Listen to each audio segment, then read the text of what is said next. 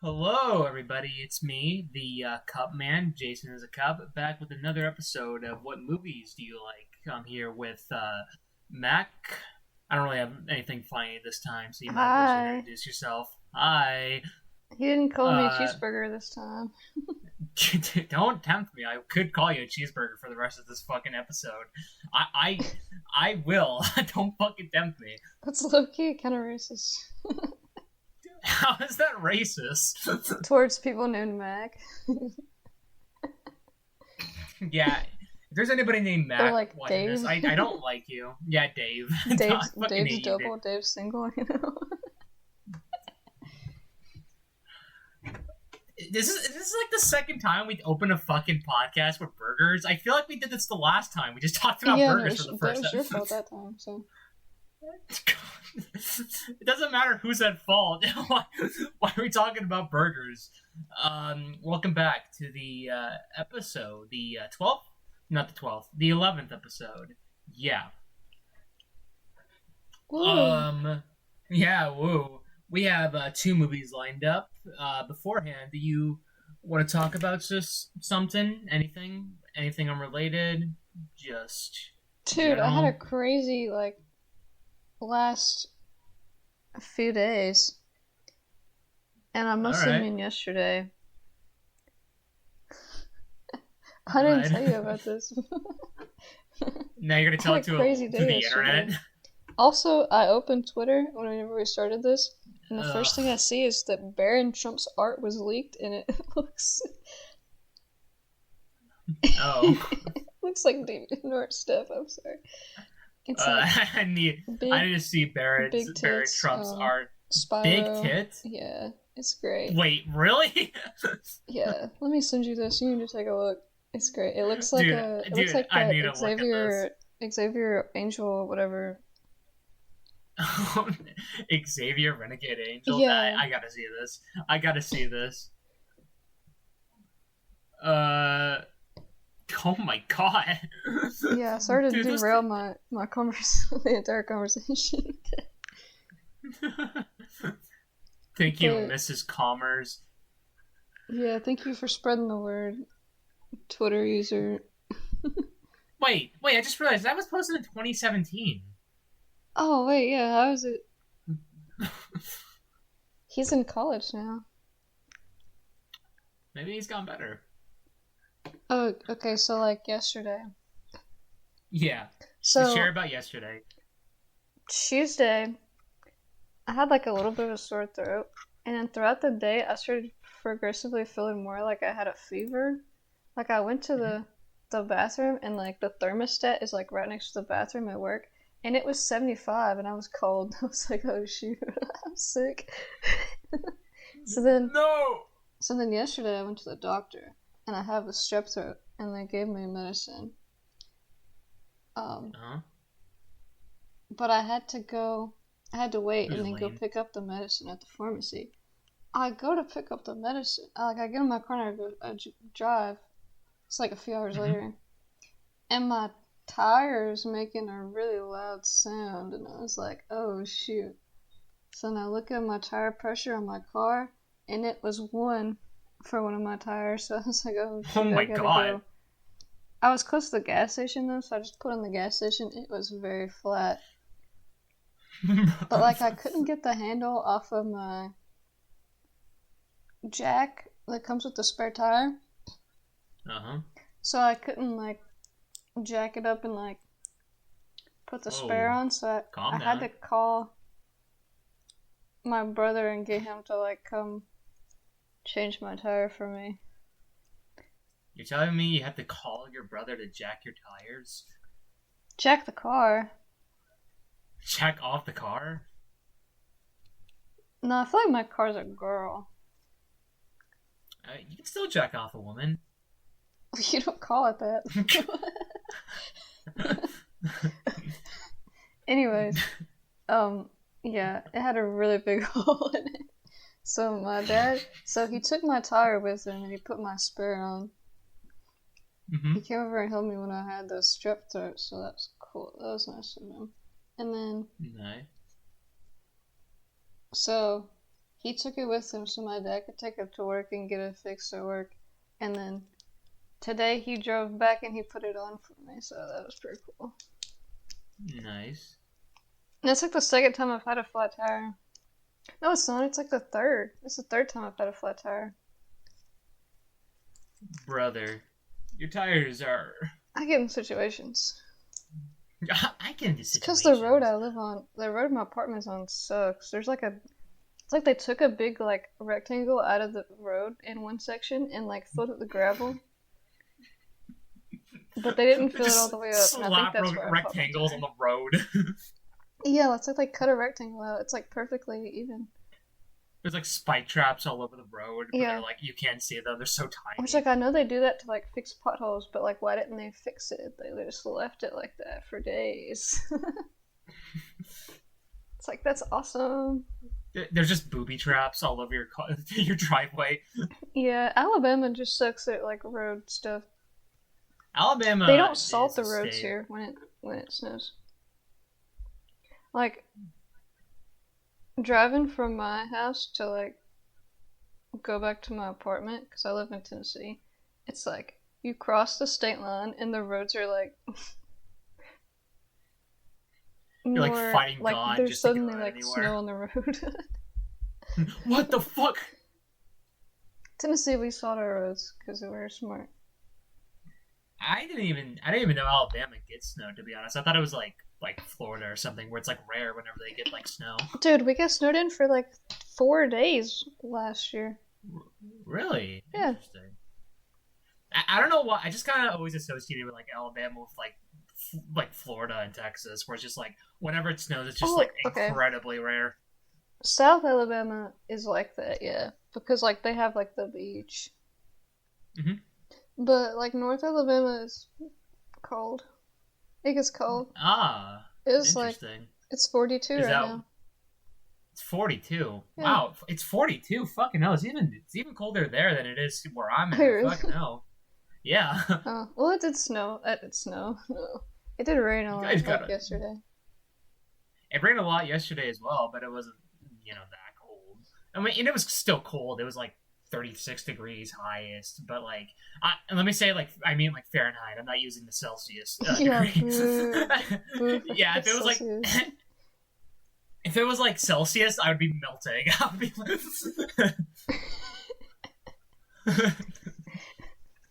42 Celsius is like it's like over 100, I think. I'm pretty sure, yeah. Well, now that we talked about the weather, 107. like old people. 107, wow. Yeah. Jesus. Well, the high for today is 50, but tomorrow it's 43, so it'll be colder tomorrow. But, yeah. Do we want to get into the movie discussion? Sure, you didn't have anything you wanted to talk about? Not really. There's not a lot. I mean, my fall classes are over, but by the time this probably will get uploaded, I'll be back in my spring classes, so... oh, yeah. Probably. I don't know. Oh, I guess I should we'll say see. that I, like, graduated. Yeah, Mac is free from college. Everyone give her a round of applause. Yeah. Whoa, postponing killing myself. Yeah! I'm not killing myself tonight. I was gonna do it right after I finished this podcast. Just killing yourself right as you get your diploma. One extra day, and you would have just pulled the trigger. I was gonna do it live on this podcast. Turn my camera on and just do it. Jesus. Dude, that'd actually make a lot of money. I mean, what? Oh. Yeah, but no. I don't really Sleep have a lot to Deprived say. podcast. For the 100th episode, they did it in person. In, like, Schlatt's garage. Mm-hmm. And at the end of the episode, he was like, "Okay, I got a gift for you guys," and he pulls out a gun and he shoots himself in the head. He falls over and they're all just like, do we keep going? Is that what you're gonna do? Yeah, but it's gonna be real this time. Because I'm actually gonna shoot myself live. Dude, they hyped up all four of them killing themselves, and then only one of them did it, and it was like, well, lame. Fucking pussies. Yeah, they did it because he was gonna stop he was gonna stop doing the podcast for a little while. So then, like, episode 101, it was just like the other three of them. But then he came back at 150, so. Yay. Alright. How about we should probably just yeah, we should probably start the podcast. Probably get. Yeah, we actually have been recording this whole time. We've just been blammering. If you can hear this right now, you're having a delusion, and you need to wake up. You need to wake up right now. You're actually not real. This is a simulation. You're not in planet Earth anymore. It's yeah, 2040. You got We've all strep throat through the screen, and you have a really high fever, and you're hallucinating it. Struck through the screen like lightning. I stroked you through the screen, I guess. I struck you off through the screen. If you're over 18, that is. if you're under 18, I just I don't know. I just beat the shit out of you. Yeah, I gave you a high five and shocked you so much you passed out. I gave you a handshake with one of them little hand buzzers. Shocked you and you passed out.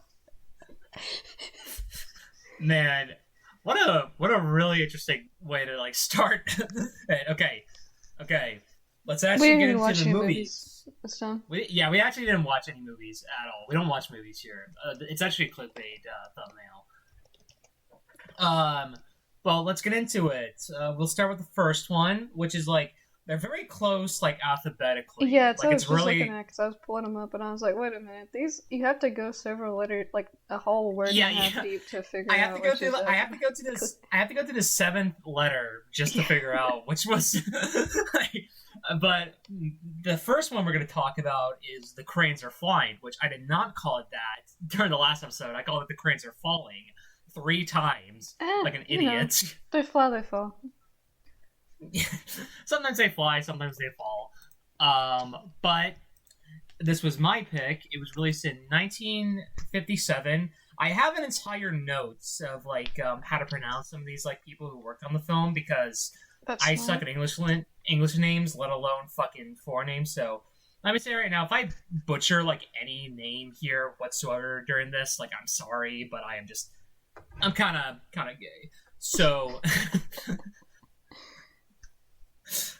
So it was directed by. That, like, the gays were bad at math and not reading.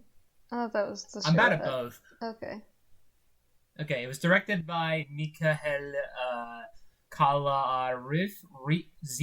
I think that's how you pronounce it. Mikael. I could be wrong. So basically, the film follows Victoria and Boris. Veronica. Pretty much like and Boris. Veronica and Boris. I forgot it was like Victoria or Veronica. I don't know why I thought it was actually. Never mind. So basically, it just follows them. They're pretty much madly in love with each other. But the problem is, this is set during the beginnings of World War II, and so Boris has to go fight for the Russian army, and it kind of just follows not only that, but I was about to say like Victoria for some reason. Veronica. Yeah. Right. Okay. I don't. I have dementia, so like yeah. Yeah. It follows Veronica, what happens with her, and it follows briefly what Boris in the war, and that's pretty much like a brief plot synopsis of it. There's a lot more to it, but like. I just to like jump a little bit ahead. This is definitely a film I feel like you should see for yourself rather than like, because this movie was fucking nuts. It was a fucking like insane movie, and I really liked it overall. I think it's a near damn perfect movie, just with a couple of issues that could have been fixed. Yeah. And what do you think, Mac? I think that like. If you're like a big fan of like La La Land or like you enjoy La La Land, then you'll like this. It's not a musical though. Imagine it was. If you're a big fan of what's his name? Feeling Like Shit. Nicholas Sparks movies, then boo! But you should still watch it. It's pretty unusual. Get out! Boo! I hate A Walk to Remember. That movie sucks. That movie does suck, but we're not talking about A Walk to Remember. Yeah, We're talking I was just about trying to think of other like romance movies. fair. I get it. I don't know. It's also a war movie. So if you like Hacksaw Ridge, then it's right. pretty different from this one. But I think you'd still like. So I feel like to start with the discussion of the film, I feel like we should probably mention like the most talked about aspects of it in terms of discussion, the overall camera work and cinematography from God, I'm gonna mispronounce this too. Sergei Yuruzevsky. I think that's how you pronounce it. Again, sorry if that's like complete shit, but yeah, he's the cinematographer for this film, and man, holy shit, Dude, he did a real good job. This is like bro was put to work. Dude, he did some crazy work on this. Yeah. I think what makes it impressive, not only because this was released in 1957, so like these camera works and shit like that's like fucking crazy, but it's just like how seamless it all is. Like, there's a lot of like There's a lot shots of really in the good film. transitions. Yeah, there's a lot of really good shots that kind of like evolve during like a scene, and there's not like a single cut to like do it. It's like all like just one take, and like it goes from like close-up shots to like wide shots just like on the flick of a dime. I'm thinking about that scene where like Veronica is like running around and there's like those tanks on the road, and it goes from like a close-up shot to like a wide shot showing all the tanks. That one was crazy. That one was really fucking crazy. I read like they kind of like first it was like a handheld shot, and then they're like attached to something and they just like lifted it up. I don't remember what the full story though. And I'm like, how the fuck can you just like attach it in the middle of the shot without it being obvious? Like, it did not look like it attached to anything at all. Yeah. And there's a lot of scenes at the beginning where they're like, Veronica and Boris are like running around being all like in love and stuff. And there's like a few of these shots where it's like tilted and it's like up above, like it's like the camera's like watching down at him from like an angle. Yeah, There's like a few different ones of those, and then like one of them you see, what do you call it, like the barricades from the war, and you're like, oh, okay. Ooh. I love that shot with Boris going up the stairs. Oh yeah. That was honestly pretty fucking like crazy. I love when a movie just like is on the stairs sometimes. Yeah, like it's just like stairs. More movies need stairs. Yeah, movies need more stairs. More movies should just have people on stairs. Like you have this one. You have what is it called? That's it. You have American Psycho, but I'm thinking of another one. We watched it. Possession. Possession. There's a lot of there's just stairs at the end, and there's Wreck, the Spanish horror movie. Oh yeah, there's like a lot of that is on the stairs. Yeah. Something about the stairs is just kind of like tense. Yeah. I don't know. But it was kind of different here because it was kind of like gleeful because it was like spinning around, you know, like madly spinning in love.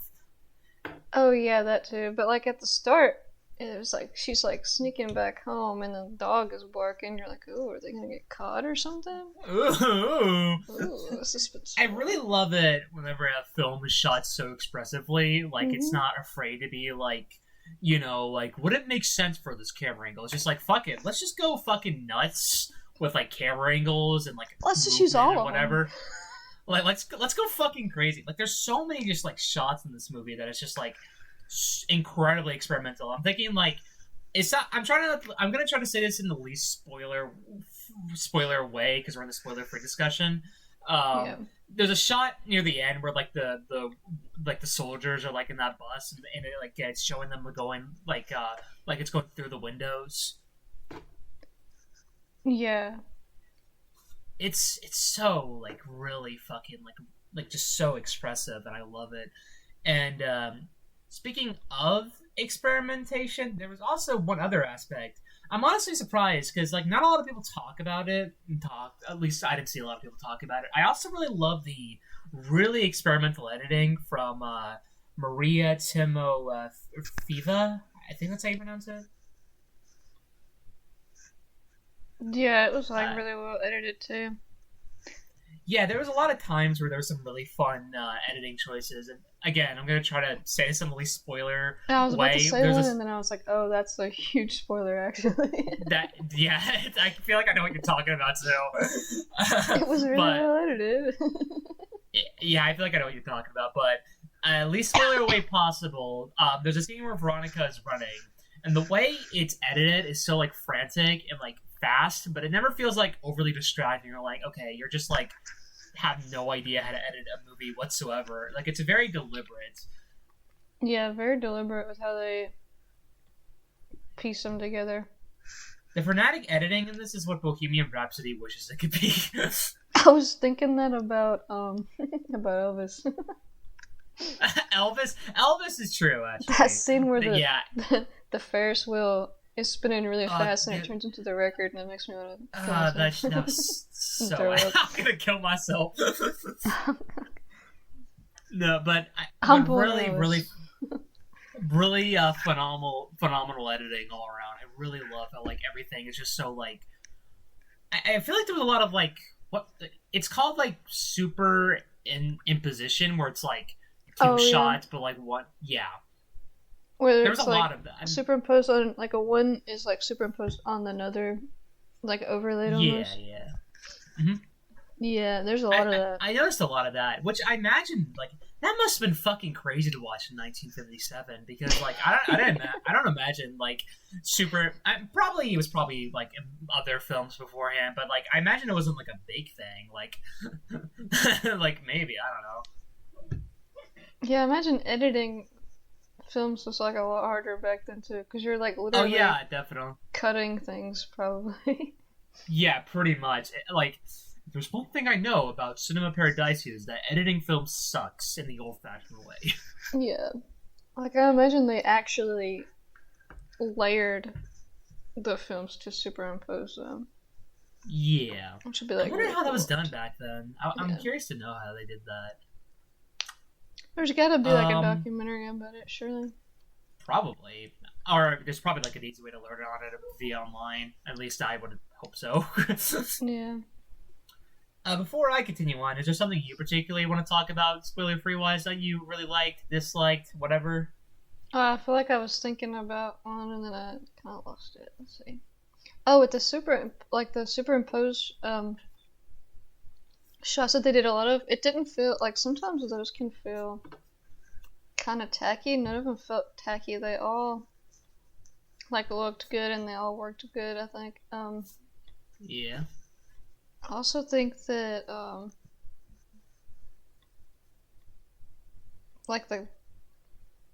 really like the characters. Oh, I love like they had like characters. like most of the characters got their moment, you know? Mm-hmm. Yeah, I especially love the performance from yeah, hold on. Tate Sam Tatiana Samoilova. I think that's how you pronounce it. Again, that probably is like terribly pronounced, but That's a hard basically name. basically the actress who played Victoria. To make it simpler. Also, I feel like she had a hard job crazy. because like she's so pretty, and then all the men around her are like disgusting. Yeah, they're just okay. And she had to pretend to be in love with two of them. She had to pretend to like them. That's a tough one, I guess. That's a tough job because everybody's so ugly looking. It must have been really tough to be so gorgeous in an ugly world. I was gonna say something that's a spoiler, but I can't say that. Yeah, well, there's like a lot of like big stuff in this film, but we'll probably shouldn't say it. It was kind of out of pocket anyway. Damn. All right. But I really loved her performance. I really love the actor who played Boris. Oh yeah. I forget the like some of these other actors. I kind of forget their names of, but like Boris's dad and his brother, they were also Oh, performing. They all Fjordur? basically, yeah, I loved him. He was really good. yeah. There was a lot of like really compelling characters and like their like thoughts of what they have to do for the war and they're different. Like I actually read a fun fact how like this was like the first film to tackle stuff like draft dodging and war profiteering, which I don't know if that's Yeah, true that or makes not, sense. but that Well, it came if out it in is true, that's 1960. really interesting. 1957, liberal, get it right. Oh, it says released. Oh, that's the USA release date. My bad. Yeah, American release. I'm pretty sure the actress who played Victoria, she would end up getting a BAFTA nomination. She didn't win, but she got a nomination, if I'm right. Oh, she should have. Yeah, What she other she movie also could? got a she also got a special mention at the Cannes Film Festival for her performance. Ooh. Surprised she didn't get like Best Actress at Cannes, but whatever. This also ended up winning the Palme d'Or at Cannes Film Festival, which is basically like Best Picture like for France. Oh, And I it's forgot. actually the only Soviet film to win the Palme d'Or, at least at this moment of time. That might change in the future, which I I don't find think kind of it can interesting. change in the future because we don't have this. We don't have the Soviet Union anymore. That is right. That is right. I I was just think. thinking Russia in general. I was just thinking Oh, Russia overall. I say I don't. I don't think. I think they're just gonna say that way. So the Soviet Wait, Union, you never yeah, know. definitely their only thing left. But for Russia, maybe I don't know. I think Who knows? no. I don't think Russia would go back to like. I don't think Russia would form the Soviet Union again because they're kind of like against everyone now. Anyways, the cranes are flying, everyone. Well, I also really loved the overall production design of the film and how like the subtle looks of war were like pretty much surrounding everyone more and more throughout the film. Like you were mentioning, there was what were they called again? You just said it like bar, like something on the road. Oh, the barricades. Yeah, the barricades. Yeah, Um, I sent you I a love. Yeah, I screenshot saw the from the photo. I movie. just forgot the name. But I love how those barricades, like, they slowly get shown how like extreme the war is getting for Russia just by their inclusion alone. Because we have that moment pretty early on where like Veronica's on the phone, and like it pans out and just shows how bad it's gone, how it's like everywhere. Yeah, because at the start, Veronica and Boris are like running around, and you don't see any barricades. And then in one of the last shots of them running around, boom, there's barricades in like the edge, and you're like, oh, okay. And then throughout the I think movie, there was you also see a more and scene. more. I think there was like a scene pretty early on too, where like Veronica and Boris's brother were talking to each other, and you saw like barricades at like the background Oh, of the his beach. If cousin, I'm right, yeah, Mark. yeah, right, his cousin. I thought it was his brother for some reason. No, Whoopsies, whoopsies. I thought that at first too, and then he kept calling Fjordur uncle, and then I was like, oh, Maybe he just doesn't know what his dad looks like. yeah, maybe maybe something happened there. Maybe something. Maybe his mom Profregar. got a little mixed up. maybe, His maybe, mom. His mom got a little mixed up. maybe Fjordur has a twin brother. All right. But yeah, I really love how like everything looks like the production design too is like a really great. There's not really much I could say like that's like a big word. Just like it's really great looking. I really love how like destruction looks in this movie pretty Yeah, much. and then like as the movie goes on, and like the war goes on, um, you see more of like the impact of that besides just the barriers, like the people, more people coming in, the Yeah, air raid sirens. I love that. There was like a pretty small scene later. I'm gonna again. It's not like a huge spoiler moment. It's like because it's a Yeah. really small moment. Also, Like this there was a movie came small, out in '57. but it's also not like a extremely well known movie. It's only like if you Oh, like if you really search movies. But there's like this small moment between these two soldiers, and like they couldn't fit into the hospital, and they just had this small exchange going like, "So where do we go now?" And like the soldier's like, basically, it's like, I don't really know. Yeah, he's just like, to the next hospital, man. That's just like fucking terrifying to imagine. Like, imagine like risking your life for like defeating like the Nazis, and you can't even like it's so crowded at this point that like you don't even know where you can get help.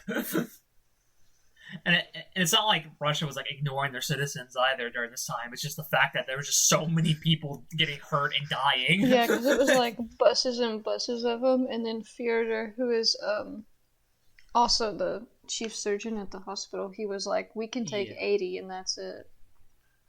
Like, that's fucking crazy. Yeah. I did notice that now this thing is more of a nitpick rather than a genuine flaw, because I don't know if this is actually the movie's fault or a restore or the film being restored, as like some problems happened there. I noticed the audio was a bit iffy at points. Like there were some times like the audio quality sounded pretty much like from the 1957, and then it just sounded like restored. Like the audio is a bit like iffy at points. That's like a small nitpick, because like not only is it like not a big issue whatsoever, but I don't even know if that's like even the movie's fault or just like it getting restored and there are like some complications that happen. It was probably just like the limitations of their technology at the time. Yeah, probably. I mean, like there's a lot of like Soviet films that have like don't have a high budget, but their like look and like is like fucking crazy. Mm-hmm. Like there was this film I watched called like Solarless. It was released in like 1972 or 73. I think it was either one of those years. I don't think that film had a really high of a budget, but the overall look and cinematography, like the production design and everything, it is fucking crazy looking. Yeah. Like, despite the fact we spent most of it in like one location too. That's also a pretty good movie, although it is really long. It is a really long movie. Wait, which one you said? The Solaris, released in 1973 or 72. Either one of those. How about, you have something you'd like to say, Mac? Spoiler-free wise about The Cranes Are Flying? I gotta make sure I don't say falling, like I said last time. I was watching it and I was like, I honestly don't think that this film would be as like perfect as it is if it was in color. Yeah, honestly, I was like, I think this only works in black and white. There's certain like sequences where like the black and white photography really shines. I think the one scene I'm thinking in particular, I'm like saying this so many times just to like, but like I feel like we gotta get to like spoiler discussion because it keeps going like spoiler free, really narrow saying of like a spoiler scene, but last time I promised before we get to spoiler. But I promise last time I'll say this before we get into spoilers. There was like a scene of like Victoria and like Boris's cousin, Mark, if I'm right. Yeah, they were like just basically in that house, and there was like gunfire happening, and like the lights were like flickering on and off constantly. Ooh, yeah, like that was like a very striking like imagery, and I feel like if you did restore to color, I just wouldn't have that impact. Like the black and whites, despite the fact it was probably filmed like that due to like limitations and the fact that was what most films were shot in back then. It really does highlight it because, you know, black and white is depressing, and this is a depressing movie, so it fits. That scene you're talking about with the gunshots and everything, and they're in that room with the lights flickering, that scene was crazy. The piano was like carrying. Dude, honestly, I'm surprised I didn't mention this. The music in the film was honestly really good. It was really good. Yeah. But that scene was low-key like a horror movie within the movie. Yeah. Like, it was pretty much like a horror movie because like that is just like a horrifying situation to imagine about what you could even do. Yeah. I was like a little worried for her. Yeah. And I guess like the final thing to mention, like spoiler free discussion, is like the director, like Mike Keel. He is a very creative director. Like you can really tell like him and the cinematographer were like pretty much working like eye to eye with each other. Like they knew exactly what to get just to get some of these like shots and really just like overall how to present the story overall. Like it's definitely a very creative movie directing wise. Yeah. If the Academy was recognizing like actual foreign films at this time, I definitely could see like the director getting like a best director nomination. And like honestly, I could see a lot of this film getting like Oscar nominations, maybe even winning some stuff if the Academy knew it existed back then. Oh well. You have anything you'd like to say before we get into spoilers, Mac? I think that's about it for spoiler free. All right, everybody watching this, hey, it's me, the person. I might not be real, but you know what is real? Spoilers. And we do not want to spoil you for The Cranes Are Flying, because this is actually like a really, really good movie that you should not have like these fucking two people spoil it for you out of all people. But yeah, we're gonna spoil it now. If you don't want to get spoiled, skip to this timeline. Look at that. Yep. Besides that, let's get into spoilers. 3, 2, 1, boom. Now the cranes are flying. I don't know why I said that. Guys, look up. Don't. Whoa! But now to get into spoilers, do you have something you want to start off with, Mac? I feel like I know what you're going to start off with. So, like, back to that scene with the flashing lights and the piano. That was like for real, like a horror movie. Why did he start chasing her like that? Yeah, he's like, I love you. Like, I want to marry you. like imagine, like they could literally get gunned down and die like at any second there, and he's like too busy trying to get his fucking dick wet. Like he was like, chasing her around like Tom and Jerry. I was like, stop it, bro. Like that was fucking terrifying. Like that scene is just so crazy in general. Mm-hmm. I feel like I was watching like a crime about to happen. She was slapping him pretty good too. Yeah, she was slapping him pretty good, but he was like, I don't give a shit. Like, dude was so determined. Really good acting from both of them in that singular scene. Yeah. I feel like now that we could talk about spoilers, now I could talk about my favorite scene in the whole movie, that being Boris's death. That's what I was talking about with the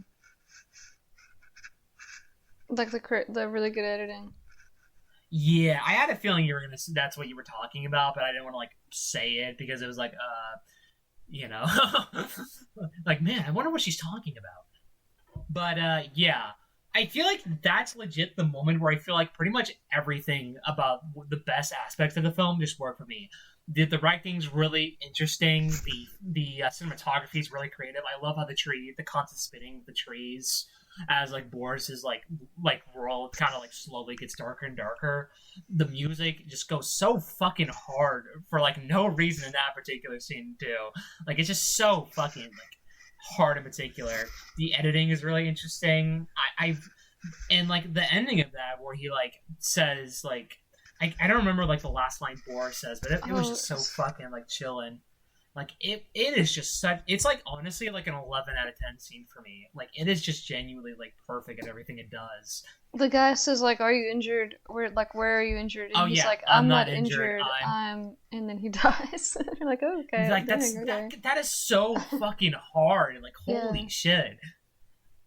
How do you like? I don't know even how you write stuff like that. That's like so fucking like. I love it. I love movies. I love movies. But yeah, that's my personal favorite scene in the whole film. Just the scene where a guy dies. The only scene where you see a guy die on screen. Actually, yeah, for sure. Unless I'm mistaken. No, I think that's the only one you see. Yeah, which makes sense because you know Boris is like the main guy that we follow, so like his death is like very impactful. You thinking really hard? I was thinking, and then I was like, no, that's it. It's the only one. Like in terms of like on screen, because there's Yeah. definitely like a lot of off-screen carnage. But I guess I can also talk about more aspects of the story and just everything. I really found it interesting how Victoria's hope is like the only thing that kind of keeps her sanity throughout the entire film. Like just her Yeah. constant hope that like Boris was gonna come back. Because everybody's constantly, like, thinking that she's crazy. And that she's, like,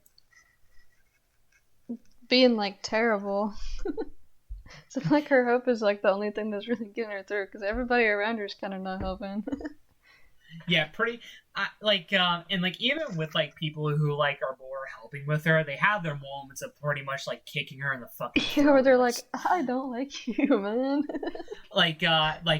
Boris's dad. There was like that one scene he was talking to the guy in the hospital, and he was like pretty much indirectly saying everything Victoria was doing. Yeah. Like calling her and like indirectly calling her worse than dirt. Like damn. Yeah, he's like, people who leave their men who went to war to marry some drab dodger, the scum of the earth, and they should die. Like that is just fucking crazy. And she's like, and then she like leaves, and then he's like, "Oh, Veronica, I need you for something." She like left. Yeah, but I always just find it interesting, and I feel like the best moments of the actress of Veronica, like it's just like the quiet moments, like her face. Yeah, just because she's pretty like much really says it all. expressive. Yeah, like during the beginning, she was like very expressive and like hyper, and like just a very cheery person. So seeing that just slowly get drained more and more is like really devastating. It just shows you like how war doesn't just affect the soldiers; it just like affects like people, like real life people too. Well, I should not say that. Like people outside of like who aren't fighting the war.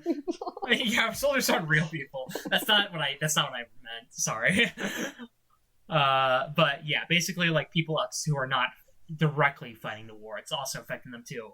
Because I find with like war movies, I find it to be a bit tiring because a lot of them just focus on the soldiers and nothing else, which isn't a bad thing. There's a lot of good war movies that are just on the soldiers, but like yeah. most of my favorite war movies are more like a lot more personal in that, like focusing on an interperson struggle. And The Cranes Are Flying is kind of like the best of both worlds, where it kind of somewhat focuses on a soldier struggle and it focuses on like an interperson struggle.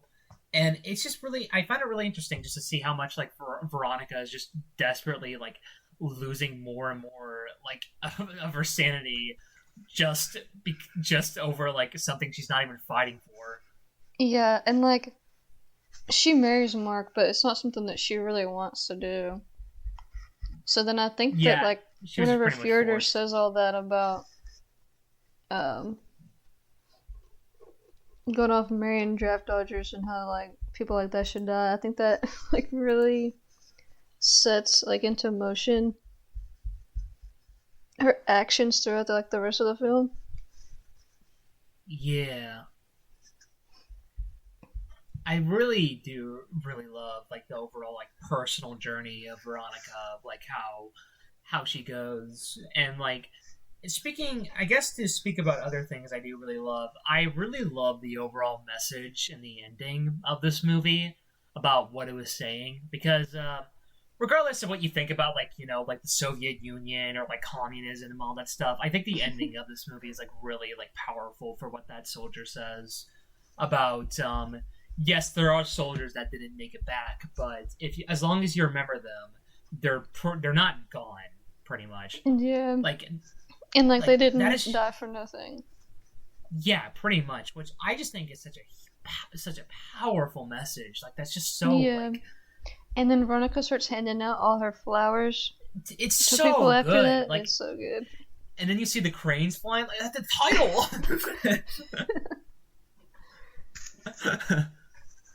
There they are. Oh my god. Yeah, hey, Peter. It's such.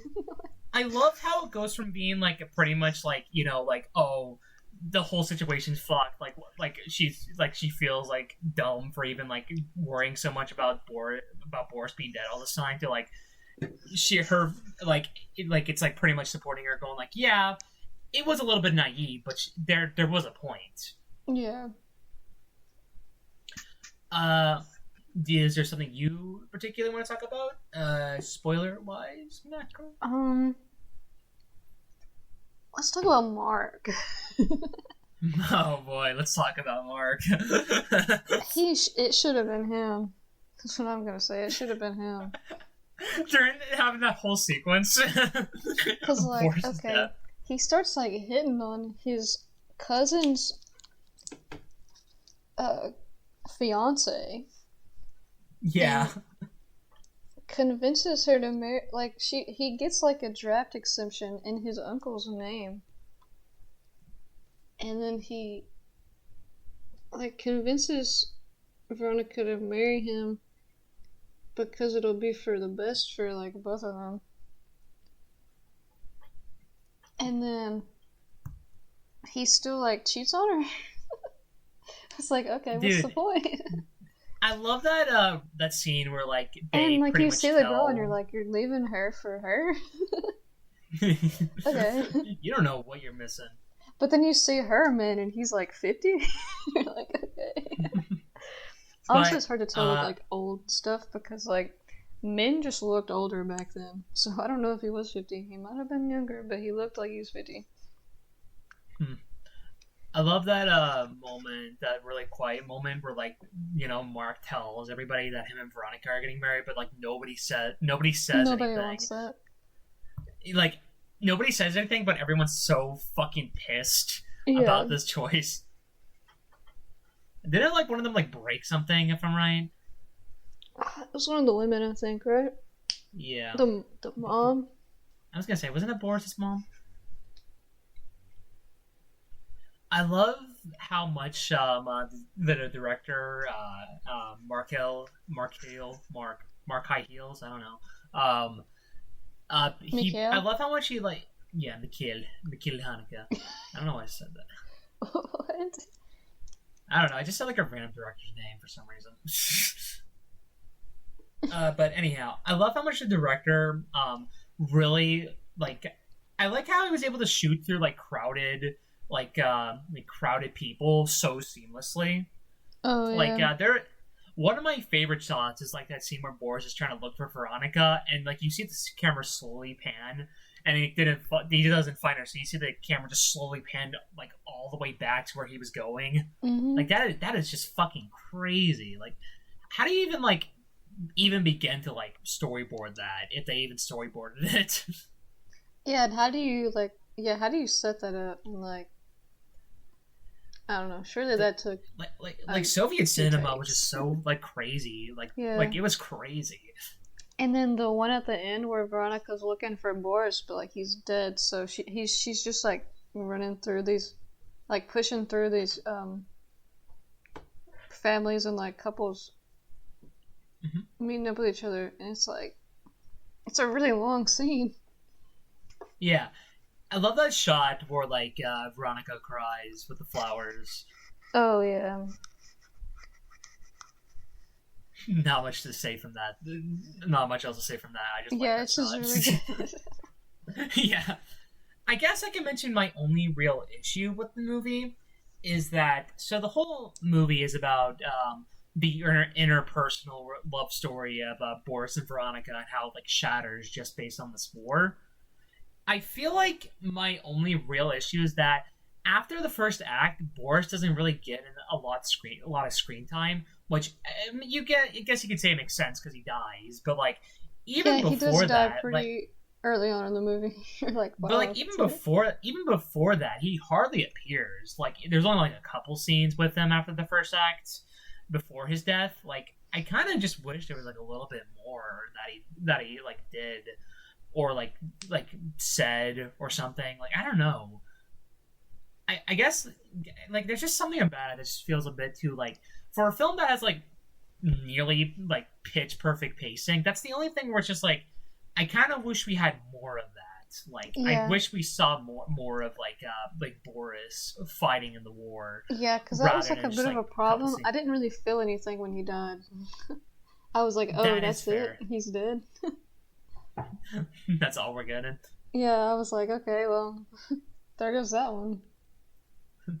There we go. So I feel like if we got a bit more time with Boris, like I would have liked the movie more.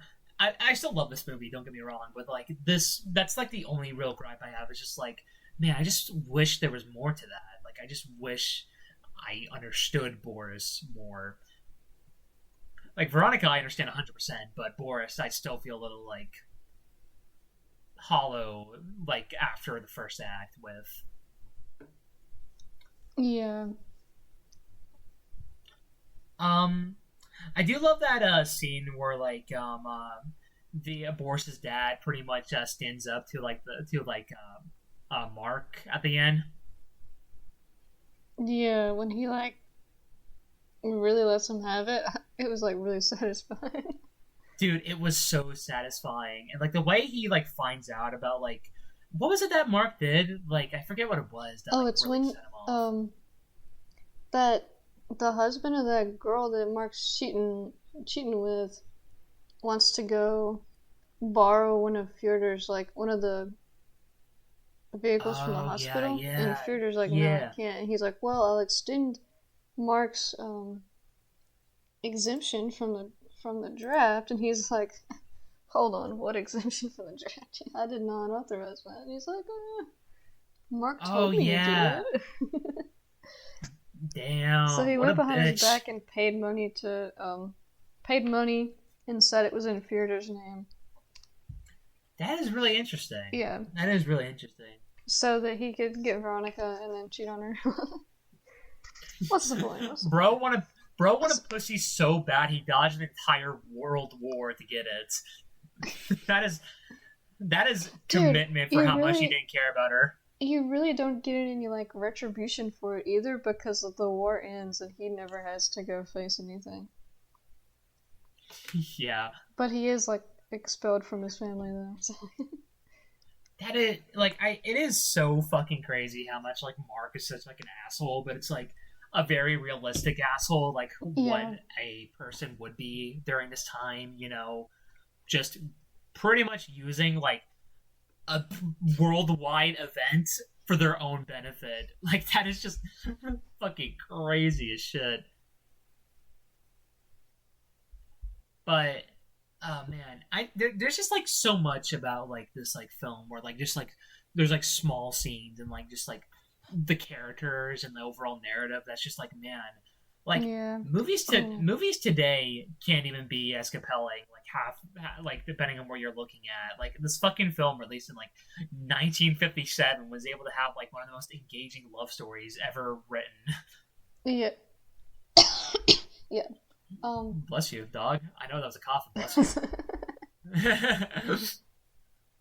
The part where Veronica goes to the birthday party to confront Mark too is like really good. Yeah, Cause like it's so good. yeah, everybody gets kind of quiet. They're like, oh.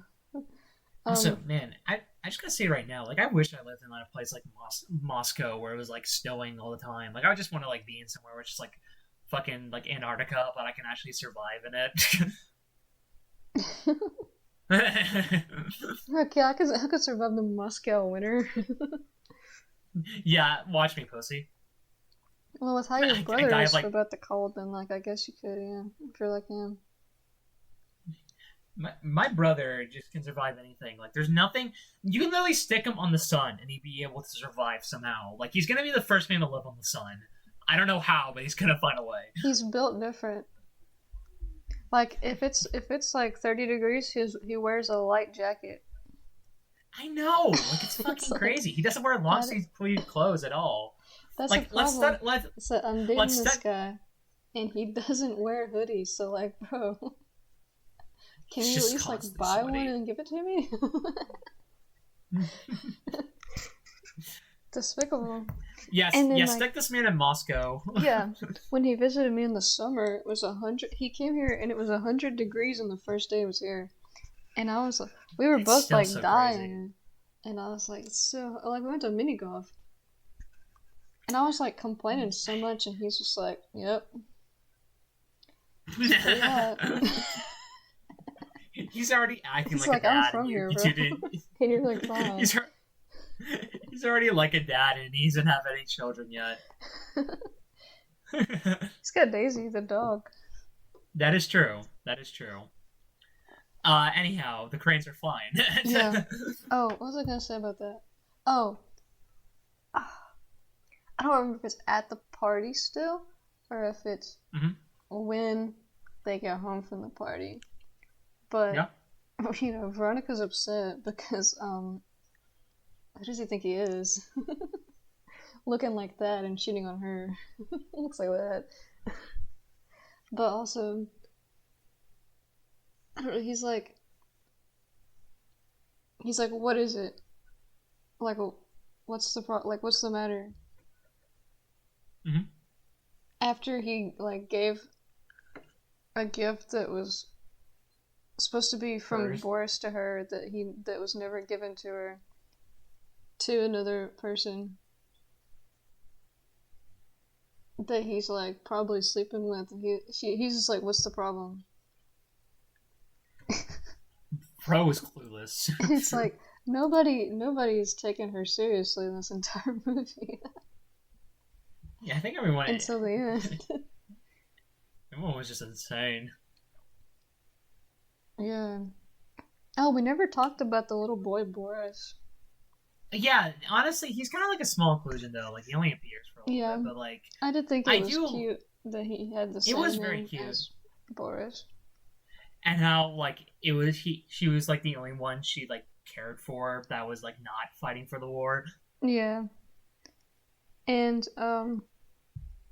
when she brings him in and the other ladies in the house are like complaining and he's like back talking them.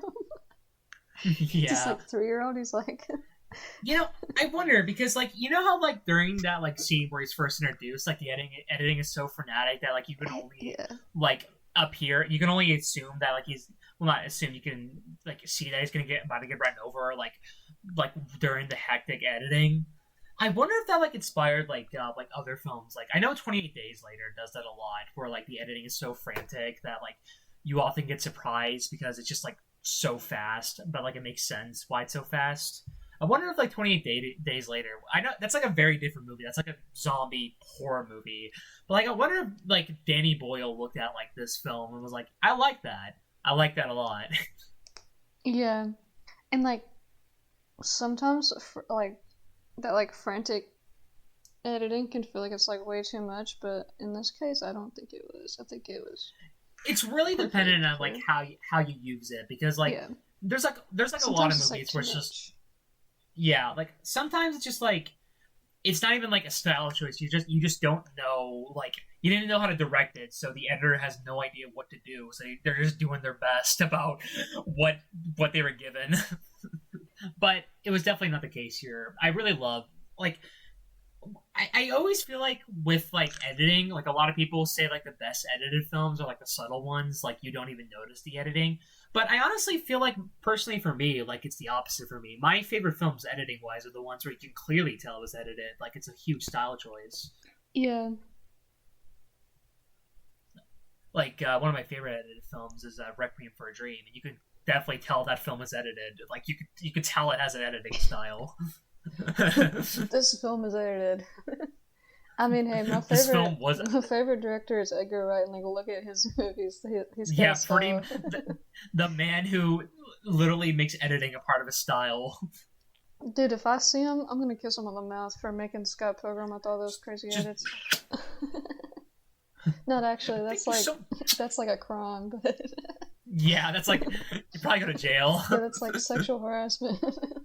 But, yeah, like, I'll give him like a high five or like shake his hand. Yeah, give him like a high five. Yeah. Like, thanks, man. I like that movie. Thank you for making Baby Driver, but I also make it the most. I still haven't watched that. Ever. I was like really interested in watching it, and then all this stuff came out, and I was like, I'll still probably watch it sometime.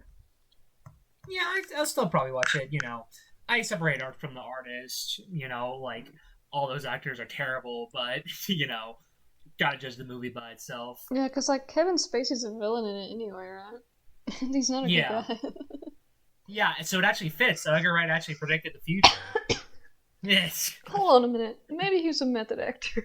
Maybe we should get into like the final thoughts because we're not talking about the cranes We're are not talking flying about at the all. movie anymore. My bad. All right. So that's all for the cranes are flying. I don't know why I thought I was saying that wrong for some reason. So overall, this film, like I said at the beginning, is pretty much near damn perfect. The cinematography is pretty much mind blowing.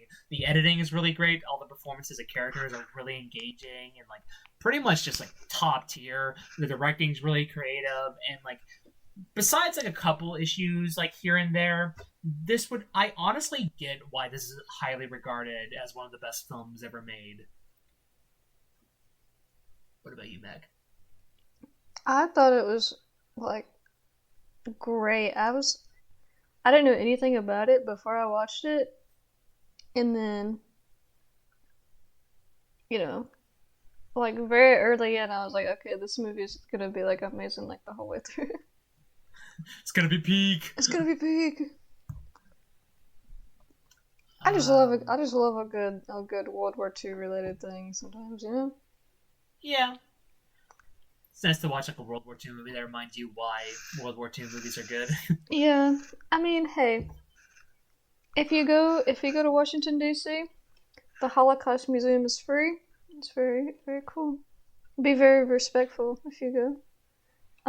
Yeah. The World War don't II listen to Museum Kanye. is like 3 separate buildings that are connected via like Damn. sky walkways in New Orleans. If you go there, check it out. That one's not free, but it's still very awesome. All right. If I were to give this film a rating, it would be a really high 9 out of 10. It's much closer to a 10 out of 10 than anything, but I feel like the issues just bring it slightly down for me. So just a really high 9 out of 10. Yeah, I think a 9 out of 10. I was thinking Let's about that go. like last night when I was going to sleep. Yeah. I was like, I'm gonna give that one a 9 out of 10. I'm going to give that a 9 out of 10. Okay, good. We got it. All right. That's all for The Cranes Are Flying. Now it's time to talk about a wacky and zany movie, The Crazies. More specifically, the 2010 remake, although Mac and I did watch the original for this. I guess I should also mention that, yeah.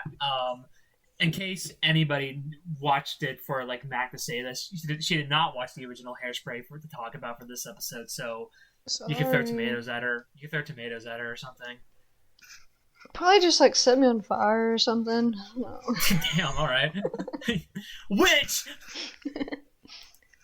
But we're talking about the 2010 remake, but we'll probably mention the original a lot. So sorry, I just had a thought. Yeah. Get a can of hairspray and then hold a lighter in front of it. Set yourself on fire. But all yeah, right, that's- but yeah, The Crazies. Why don't you describe the plot for this, Max? Okay, wait. So should I? Never mind. They have the same plot. I was gonna say, should I start with like the 2010 one or the? Well, no matter what, I'd say start with the one we're actually talking about. Yeah, but they have the same plot. Roughly, yeah. So The Crazies, it's like a different take on like a zombie film. It's a small town gets taken over by a virus that's in the water, the Logline virus in the water. But instead of turning the frogs gay, it makes people turns them violent. So basically, you know, typical a virus infects people type deal. The government needs to stop it. And did they handle things well ever? It's a movie. What do you think? Literally name a movie where a government helps to fix a problem. Like, can you name one time movie in the past like 10 years when the government's done something good? name the time in like since like centuries that the government did something. Yeah, name a time since like MK Ultra. Because they did What did you think overall about the Crazies? I was going to say the JFK assassination. Yeah, what did they get right except for assassinating JFK? That's the last time the government did something right. I mean, the assassinator. How could you say that? CIA. Our beautiful boy. You know what? I was watching another podcast, actually. I was watching... Whoa! Because that's all I do. That's all I do is watch podcasts. I was watching the Red Thread, which is a podcast where they talk about, like, conspiracy theories or, like, cryptids, like, folk tales and all that fun little stuff. I thought you were going to say crypto. What? I thought you were going to say crypto. Oh. And they did the JFK assassination. It's got Wendigoon, it's got Jackson from the official podcast. Miss Jackson herself? It did have Charlie Moyes Critical on it, but he left. And you know what I learned? Mm-hmm. This is unrelated to anything. You know I was going to say, this seems really unrelated. JFK was going to die soon anyway. Really? He had several things wrong with him. He had like an immune disorder that he was going to die. Bro was fucked up. He had some kind of like colon problem. And like quite a few other things wrong with him. He was going to die soon anyway. So, Mac, what did you think about the Crazies? It was good, but it wasn't anything special. I thought it was a cool concept, but it's definitely an interesting concept. Yeah, I like to see it taken in like a different way, I think. It was definitely a very interesting movie to watch in comparison to the original because here's a fun fact, folks. Mac actually watched this the opposite way you should be watching it. She watched the remake and then the original. I mean, not that it really changed anything. They changed quite a bit. No, I mean, not that like watching them in a different order changed anything. Fair, I guess. But yeah, for me, most of my thoughts and feelings on both films are relatively the same. I do like the remake slightly more, but overall, like, my personal thoughts, I'm not huge on this movie, but I definitely see its merits. I guess I could talk about one thing I did like for this 2010 remake over the original film is that, I'm going to be honest, I think the 2010 film has a way more coherent plot than the original 1970s yeah, definitely. film. I was thinking about that. Like the plot, I felt like with the original, the Crazies film, I love George Romero. Like, Dawn of the Dead is one of my favorite zombie movies ever.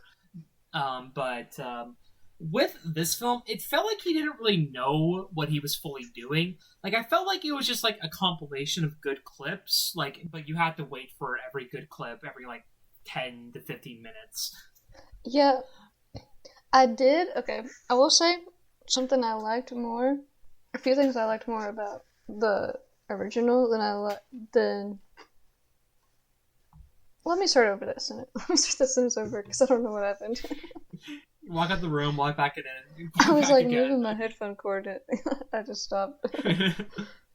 Happens. Some things that I liked more about the original than like compared to the remake.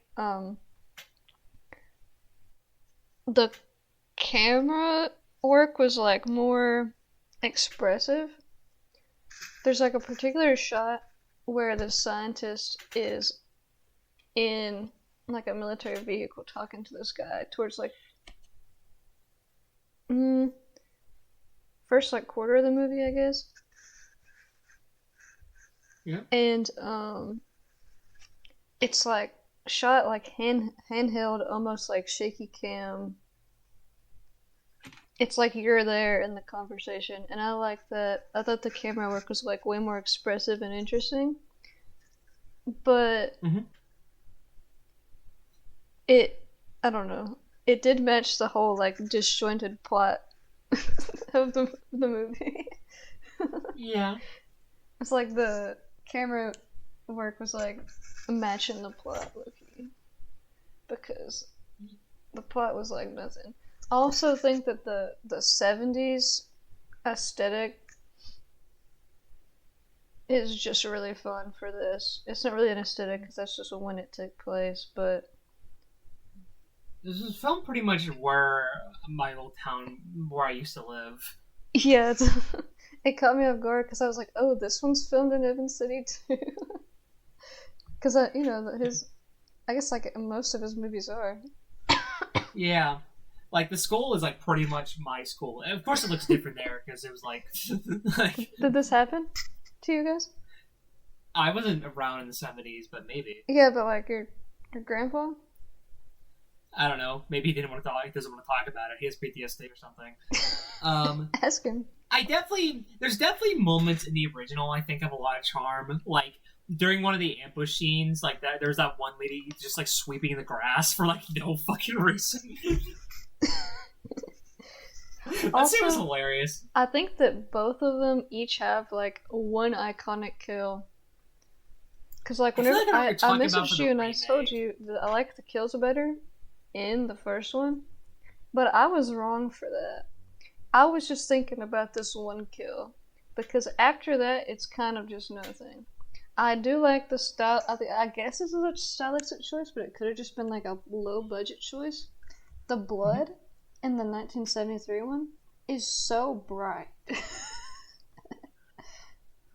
It is fairly bright. And if that was a stylistic choice, I think it's awesome. So I'm gonna pretend that it is, and it's not like a low budget thing, you know? I like that. I like that energy. Yeah, but I think that the 2010 one was more cohesive. Yeah, it's definitely more of a point A and point B. Where meanwhile, the Crazies just like the original Crazies, just like okay, they're like we gotta go point somewhere. A and point B. Yeah, we're gonna go somewhere. Let's just keep moving. I guess it's more realistic, but like it doesn't really make for an interesting watch. But also, I think that the remake for me was more iconic because I remember my parents and my cousin and her old boyfriend she used to have, they all like went and watched it together in theaters in 2010. So I just remember that. I remember them talking about it. Okay. And being like, that was better than the original. I mean, I can kind of see it, but like, it's really not by much. Yeah, but it feels more like a blockbuster action movie. Especially because it's 2010 and there's nothing really special about that for like in my opinion, for like this apocalypse type scenario. Not really apocalypse, but you know. It's like a small outbreak. Yeah. But I really like the ending. Yeah, we'll get into the ending. Yeah. That's for the spoiler. Yeah. One of my biggest problems with this remake overall is how overbearing and obnoxious the music was, to be honest. Like, the music is just so fucking obnoxious. Like, there's so many cues where it's just like just basically telling you, like, oh, here comes the anticipation, ooh. Like, it's pretty much just, like, the main thing people criticize, like, modern horror movies for doing. It's just, like, obvious sound cues to, like, anticipate jump scares. It's just... I guess this was, like, it made sense during this era because this was, like, the beginning of that annoying cliche. But, like, it's just so annoying. Like, there's so many scenes where I'm just like, it would be so much better if you either didn't have music or you had the music complement the scene. Like, I'm all about making music dynamic, but, like, when it's like I'm watching a fucking trailer that it's not really great. Like, there's a scene near the end where, like the wife was like, what? I gotta look at the fucking, like, I'm gonna pull up the, like, cast and crew just to, like, get the names, because I did not write them down. I didn't feel like it. Judy. Yeah. A scene where Judy was, like, hiding, and, like, the music during that was just like, I know what you're already doing, but you're making it so obnoxious for how obvious you are. But... whatever. I will say that in this one, his name is Clank. I don't remember that. Why would you name someone? Oh wait, no, there's David. Clank. I will say in this one, David is like a much better husband than in the original. David is a much better husband than he is in the 2010 one. Interesting, yeah. I do agree with that. Because, like, this isn't really a spoiler because it happens, like, 5 times in the movie. In the remake, they'll be like, exploring some new place, and he'll just go, stay here, and just leave Judy to stand in, like, stand somewhere all alone while him, and, like, sometimes him, and, like, another, what's the other guy's name? Russell? And then Russell to, like, go check if something's safe, but it's like, surely it's safer for her to go with him instead of being alone, defenseless. She's literally carrying your child. Yeah, like, yeah, there were a lot of really dumb character choices, especially in the end, but I'll get into We that have later. the guns and you don't have anything, but you stand here, okay? I have a baby. Yeah, but she's not that far along, so it's like they can't tell you. She got lucky. Did she? Maybe, I don't know. We'll get into that in the spoiler discussion. I also just like I don't know if it's just like me or anything, but like I just found like the main cast of crew just like really boring and uninteresting to watch. Although I did felt that the same way with the original Crazies. I did not really care for the main characters at all. Yeah, so it's kind of just like I don't know. It's like the opposite of like, the Cranes Are Flying, where like so much of the movie is about them, but I don't feel anything for them. Yeah, it's like David's just like a cop. He I love the actor like Timothy Olyphant. That's not how you probably pronounce it. Olyphant? But like yeah, like I love him as an actor, but he just didn't really. His character was like really boring. Judy was like there. Yeah. Russell was probably my favorite character. Yeah, I liked Russell and like, Becca. decent. I thought they were fun. Yeah, I really wasn't huge on Becca to be honest, but she wasn't terrible. That's fair. Which, dude, wait a minute. Hold on, is she the person I'm thinking she is? Well, okay, on the picture on Google, she has blonde hair, but in the movie, she's got like dark brown hair. So hold on, is she that one? Give me a second. Oh yeah, dude, it's the lady who is like the fucking like the plant power lady in Sky High. Oh, you're talking about the actress. Okay. I thought you were talking about her in the movie, and I was like, she's in like most of the movie. Yeah. No. I started talking about the character, then I looked at the actress, and like I was like, oh wait a minute, that's Sky High plant lady. It's been a while since we actually looked through the actors and seen what they were in before. Well, that's because with the Cranes Are Flying, the actors. Yeah, a lot of these movies was not interesting. She was in the Friday the 13th remake. Interesting. But anyhow, like I just really didn't care about this main group of people we were following and all like the side characters. There was just nothing really about these characters that were just like engaging or felt like really unique or personal or like the stakes were just so like basic. Like one of my problems with certain movies is like they like force you to have tension, but it's such to a degree where it's like you would have tension for it if you were just a decent fucking human being. That does not mean I feel like any care for these characters. Like, of course I feel tension towards Judy because she's carrying a baby. That's like another life with her. Yeah, I think I'd feel a little more tension if she wasn't screaming every time something happened. That is true. Like, why is she moaning? Because there's someone that's going on. I was watching it on my laptop, no headphones. My roommates were probably like, "What is she watching?" Are you watching gay porn or something, Mac? What are you doing? She's over here like, David, get this out of my ears. Get it out. I also it was also been interesting how there were certain differences about how the virus worked and how it was affecting people in the original and the remake. Yeah, a little bit. Like it's like very small. I honestly can't remember what was different about it in the original because I kind of every time they started explaining stuff, I kind of just like stopped listening. That is fair. Like the explanation scenes are really boring in the original. I was just looking at the scientist's mustache, like, oh, that's a pretty cool mustache. Dude, I love the scientist in the original. I love Dude, he him was so like, much. he was kind of handsome. I was just watching him. Dude, He looked like, so British, and I think I couldn't stop thinking about how British he looked.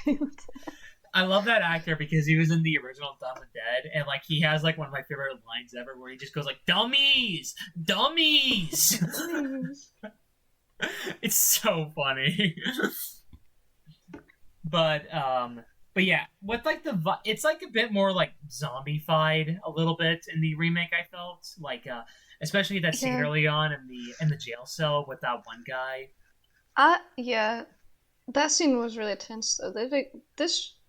This one, like the remake, did a lot better job of like making tension and making you feel scared. Because the original one, I didn't feel scared at all. I was kind of just like, okay, what's next? There were only a couple moments in the original I found a little bit eerie, but Like some of the kills, I was like, okay, dang, but that was it, damn, really. Um, woohoo, yahoo! Also the gas station, but at the end they went really zombie-fied for that, and Oh that yeah, kind of yeah. lost me. I was like, okay, this is too much. This is Resident Evil. It's This is a just Resident Resident Evil Evil. boss fight. That's what is it? Dr. X? I can't remember. I've played the games. I have not played any single Resident Evil game. The Mr. most I've done is X. watch the first movie. He's in like the Uh, one that I played. Is in the second one. Resident Evil I 2 don't know. I don't X. know. Mr. X. Oh, it is Mr. X. Mr. Sex. Mr. Six. That's what I call him. All right, but going back, that's like the main difference. Is like it's a lot more zombie-fied and like like supernatural about what they're doing. Yeah, I mean, because it's like they even natural. do like Okay. prosthetic makeup on him, and that's what gave me the zombie impression. Is this not? Yeah, there's a It's not the guy from the gas station. that is the gas station guy. Is that what you're saying? But like in the original, probably because they didn't have the budget to do like a lot of makeup work. Yeah. It's a lot more simple. I guess like in terms of like spoiler free things, the last thing I have to mention is just like I feel like overall while watching this film, a lot of it felt very derivative and like I've seen it before. Like I really couldn't watch the Crazies without feeling as if I like this remake at least without feeling like I've already seen like a movie like it beforehand. Maybe that's just because it's a remake, so like there's another film to compare it to. But like there's a lot of times I'm just like, oh yeah, this just kind of feels like a standard zombie apocalypse movie, but without the zombie. Yeah, because like this came out way before Blood Rage, but the original's like acting and how just kind of off it felt a lot of the times. It reminded me of Blood Rage. That's not cranberry sauce. Yeah, when the first time I saw the bright red blood, I went, "That's not cranberry sauce." I love how Blood Rage still sticks with your mind after it's been like what Every 3 or 4 years single time I since we think watched about, it. every time I see cranberries or cranberry sauce, I think about it. I think about that. I think about that movie every time I see a guy named Todd. I never see a guy named Todd. That's what I mean. I never seen a guy named There Todd. was a I never guy thought about the movie ever. I went to school with, I graduated with, and he was like kind of a jerk sometimes. So his Every friends, guy named Todd is no, kind of his name an wasn't asshole. his name wasn't Todd. His name was Joe. No. But people were like his friends were like, "Oh, you're kind of a jerk sometimes, so we're gonna nickname you Todd." That's honestly So so like they all called him based. Todd, and this is That's awesome. because High it's five like to those he's like a friends. Todd. Do you want to continue the spoiler discussion, or do you have some more to say about the Crazies remake? Oh, let me think. What you think? I do like that the remake went for a more action route, because I feel like if you're going with a whole military like martial law situation, you need some more like action. But I think that they went a little too like a little too much with it, which it's 2010. That was kind of like what was in, that was what was popular, so that makes sense. But like, I do think that it had better pacing and more tension overall than the original. Yeah, it's just kind of like what the Crazies is, like as a summary. It's just like it's slightly better in every way than the original, but not much else. Like, I think it still should have been in Evans City and not like an imaginary town in Iowa. Yeah. What's the fucking deal with that, huh? But also the acting was better.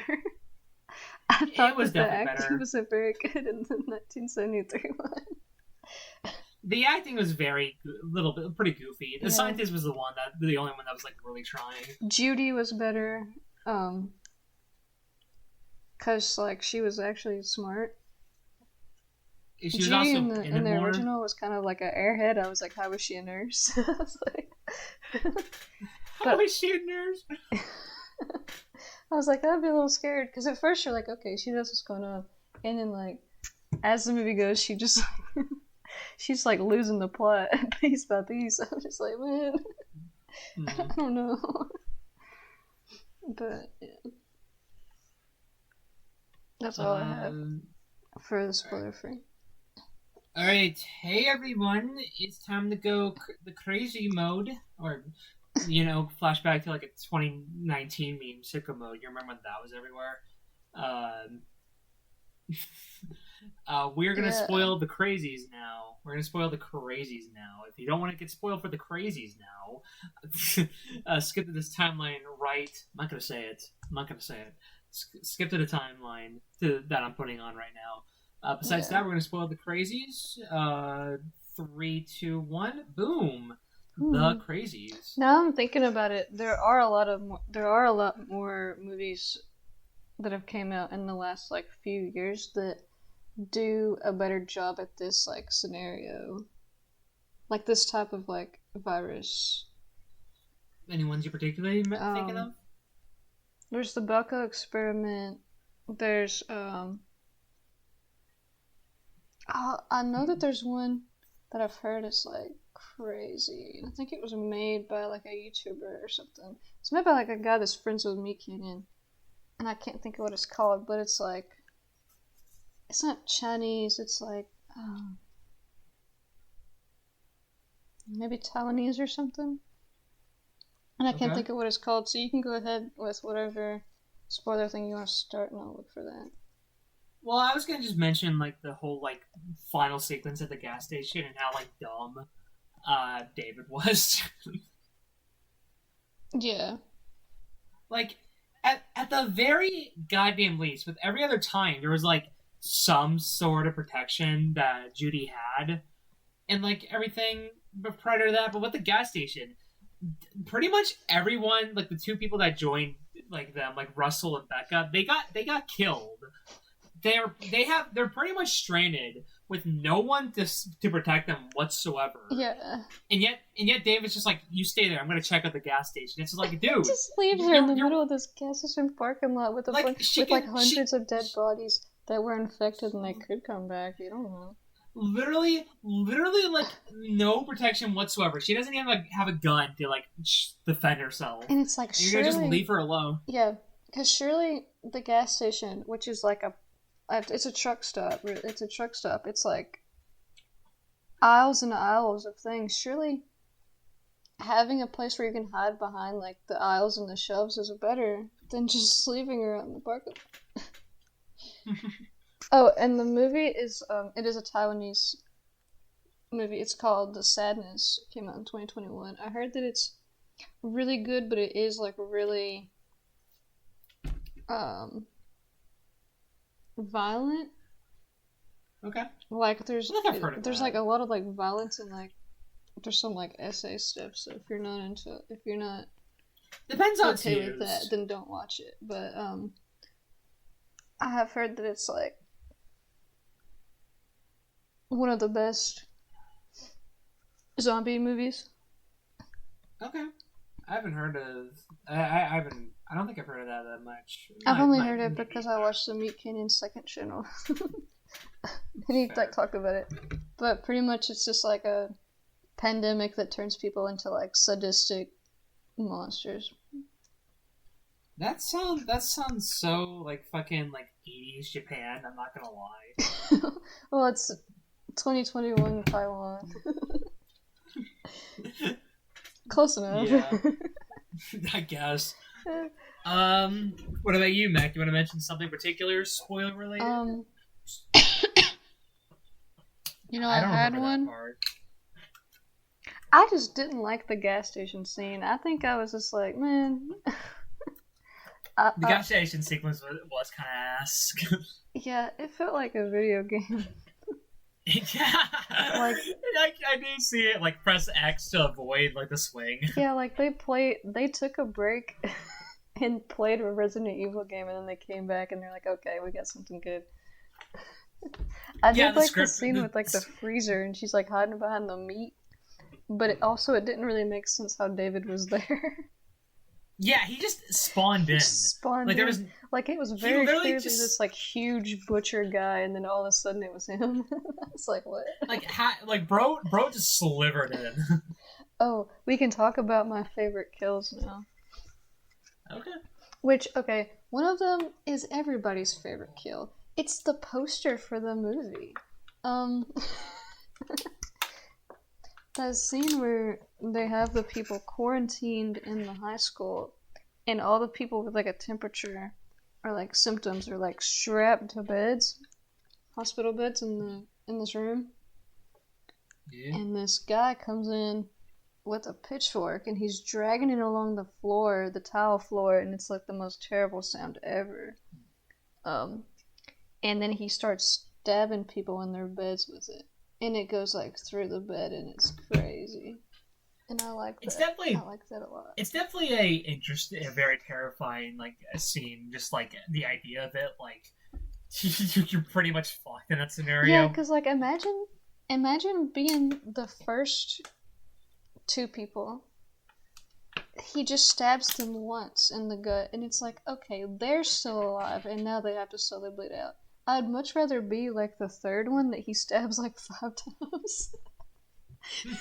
Because at least you know it's over.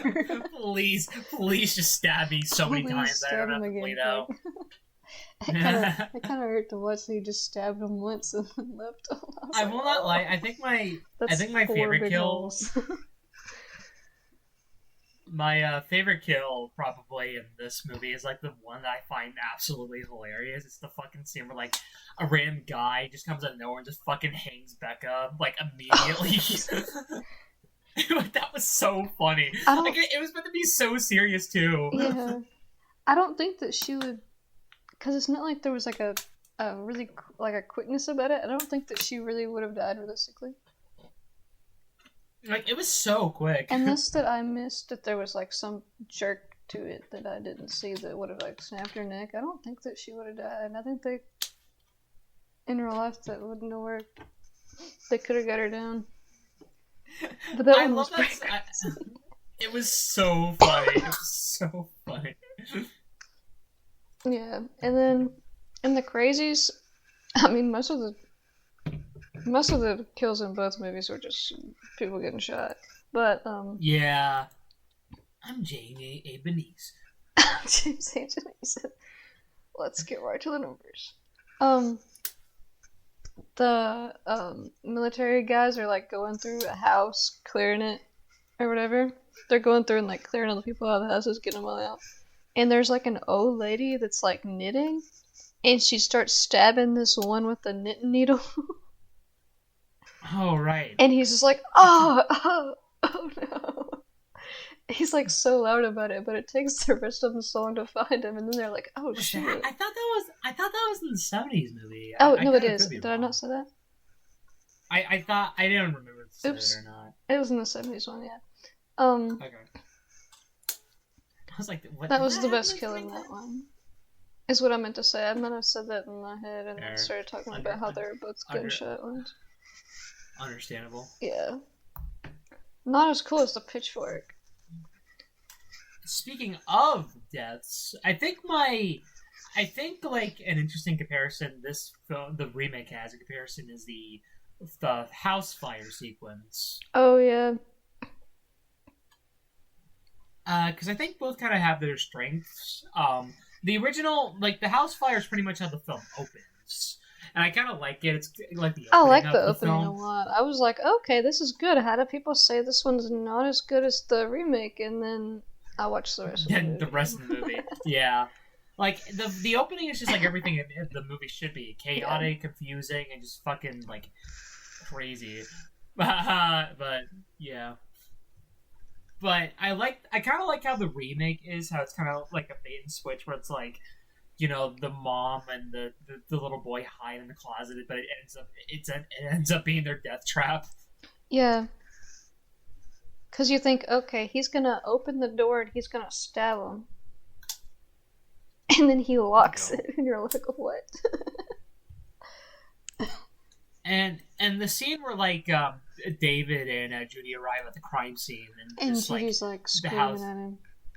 Yeah. Yeah. I honestly like the way that was also shot too. Like there was just something so like I love the way like the sunset reflected off. And I immediately looked at the cinematographer. His name is John Pepsi. There's an A That's instead of an E, but awesome. it's pretty much John. It's John Pepsi. Doria. He also shot. Oh wait, no, I'm looking at cast directors. Whoopsies. That's cast directors. Never mind. Okay. The cinematographer also shot Shazam. Oh, okay. That's not as interesting as I thought. Okay, whatever. I I mentioned John Pepsi and I had nothing to show for it. Well, at least we know him now. At least we know, At least we know him now. he's like pretty good at getting the cast together for this. Because I thought the Yeah. cast was great. I liked that it kept how, it kind of had the 70s vibe of like the men look so old. And honestly, I also kind of liked how like a lot of the actors were like they're more like actors that played like secondary roles. Well, most of them at least. I think like the actress who plays Judy's been in a couple like main roles, Yeah. but yeah, she was the main actress in Pitch Black and Silent Hill. Great track record. But yeah, it's really interesting how they kind of got like a bunch of like actors who are not normally in like big roles, like the big selling point of the film, and like made them the big crew. That was interesting. Yeah, because it could have been just like Brad Pitt, Angelina Jolie in this one or something. I don't know if I feel comfortable with Brad Pitt and Angelina Jolie. Yeah, but in 2010, it would have been. Yeah. I also do want to commend because a lot of the acting it's like good enough, but it's not like outstanding. I will give credit to one actor in particular, Joe Anderson, who played Russell. I thought he did a pretty great job. Yeah, I liked him. I liked him a lot, and he He felt was probably good. the most like a regular person. Yeah, like how an actual person would react to like the whole thing. He felt the most human. Yeah. And the way he's like slowly realizing that he's been affected, like the way he's responding, it's like it feels real, even if like realistically there'd probably be more panic involved. Yeah, and then like he sacrifices himself for them. Yeah, Oh, that's that cool. was a really good scene. I haven't seen this guy in a lot of film, like Joe Anderson. I haven't seen him in a lot, but it looks like he wasn't used in a lot of great movies. I mean, his most well known role is the Twilight Saga: Breaking Dawn Part 2. So He was in a movie called fun. Creep, but it's not the same Creep that we've watched. It was a creep. Creep It's a 2004. weirdo. Dude, if they play, they should make Creep 3, and they should play Creep by Radiohead, and I'd watch it again. I'd watch it. Watch it again. You already saw it. It's so the good. same. I'm gonna watch it before it comes It's out. the same plot as the other two, but it has Creep by Radiohead, and I'd watch it. I'd watch that'd be every minute of crazy. it, and every second. I guess we could talk about the overall ending and the nuclear bomb sequence. Yeah. I can't even remember, did that happen in the original? No. Okay, I didn't No. think so. There was no nuclear strike there because, like, did not have the budget to just fucking nuclear strike a town. That and this was 1973, so that was probably a little too soon. We were in the Cold War. Fair, yeah. We're like, okay, we can do that. Like, I don't think it was even, like, 10 years since the Cuban Missile Crisis. Yeah. Or actually, was it exactly 10 years? I don't remember I know it was when, like, JFK was in office. Yeah, that's why they killed him. So, allegedly. Oh, well. No, wait, it wasn't that. It was the Bay of Pigs invasion. Allegedly. Anyhow, nuclear bombs. Nuclear bombs. I thought that, yeah, that's what they would probably do. Oh, 100%. Yeah. In the year of our Lord, 2010. That's what they would do. Just immediate nuclear bomb. Yeah. But, oh, I thought the visual effects work was a little cheesy looking, even for, like, 2010 standards. Yeah. Oh. But the overall look after the nuclear bomb went off, it was just like, I liked the overall sound design for that and the way it just overall looked. Just like the, it was a nuclear bomb, so there's like no noise whatsoever besides tragedy. Yeah. So I just saw that, Joe. Oh, wait, let me go back. Joe Biden's resigning, like, tomorrow. Joe Anderson was in, Hannibal, the show. Oh, interesting. And that's a really good show. I remember watching it when it came out. Well, my parents watched it when I was there. But he's not like a main character. Anyway, back to the plot. Yeah, the plot itself, the one thing people talk about. Yeah. I really liked the very end, like how it ends with like they survive the explosion, but then they're immediately targeted. And yeah, that is like a shocking reveal. Yeah, you're like, okay, they're dead. Damn. You're like, okay, they're blowing up a much bigger city this time. But then I'm gonna nuke a bomb. Yeah, I think that if because there's like I wouldn't call it a mid-credit scene because it's like pretty early on into the credits, but there's like a scene in the credits where it's a news report and the guy's like there's been some explosion that took out the whole town of Ogden Marsh, whatever it is. And a town. Yeah. And, it took out the whole town. There's like no survivors, whatever. And they think it was like a plant, like a factory Florida. Explosion. It was a plant explosion. And it was like an accident that happened at the plant, Yeah. And you're like, wow. So they covered this thing up. Okay, I see how it is. And I think that the movie would be a lot more fun if it had more of that. Like political discussion? Huh? Like a more political discussion about it? With like government control and... It is interesting how so. Like if they added, because like there's a lot of the scientists talking about this whole thing in the original, and I think that if they had like a little bit more of that maybe, instead of just like, oh, this is what they're doing, they're gonna blow us all up, we gotta get out of here. It would be a lot more, I don't know, I think it'd be more fun. It did at some points feel like a Facebook post in the movie. Minions be like... Banana. Boom! The minion caused. The minions actually how Oppenheimer created the atomic bomb. Would you give Oppenheimer 10 out of 10 if it was a minion as Oppenheimer? Yeah. Nice. Well, If it was like a purple minion, definitely. Because I think that. Okay. Because the purple ones are more evil.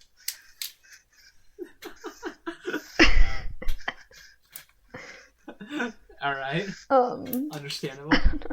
And if Pharrell Williams almost said Will Ferrell. Pharrell Williams. If Pharrell Williams made a really good song for it. What if Pharrell Williams tried to do like the same score as like Oppenheimer? He could do it, but there would have to be 4 beats at the beginning because that's his producer tag. Fun fact. He's gotta have like four beats at the beginning of a song. You're like, oh, that's Pharrell. Anyhow. But if Happy was in it, I would end it all. I hate that song so much. What if Happy was in like every movie ever? They re-released every movie with the song Happy in it. I'm sorry, you'd have to find a new host for this podcast. I cannot handle another moment. I would stop watching movies altogether. You become like a shelter and you would not turn on the TV ever. I would just be listening to music, and that's not. And then Happy infiltrates every music. Okay. And then you become Amish. Okay, wait, hear me out. We're not even talking about the movie anymore. We're not even talking about the Crazies anymore. Should we like wrap it up? But first, hear me out. Instead of having Happy play in every movie, what if every movie ended with exit music for a film by Radiohead? You're saying that because you're an insane fan of Radiohead. That's all you're saying. Oh, dude, What's that for? I have a picture I found that was posted to the Radiohead subreddit that I need to make my profile picture on Discord after Christmas is over. Okay. Yeah, in case you didn't know, guys, Mac is a huge Radiohead. It was my number one on Spotify Wrapped. I'm in the 0.5% top listener. Flexing over that. 0.5%. That's big. That's huge. We should probably wrap it up. Yeah, we should wrap it up. The Crazies. All right. So the Crazies overall, it is a slightly better movie than the original. It's more coherent. There's actually the technical aspects are way better in the remake than the original, which can often feel a bit incoherent, which is really weird because like the '60s Night of the Living Dead felt more coherent as a movie, and that was made on a more lower budget. So like, what happened, Romero? Like you just kind of like what happened, dog? Whatever. It doesn't matter.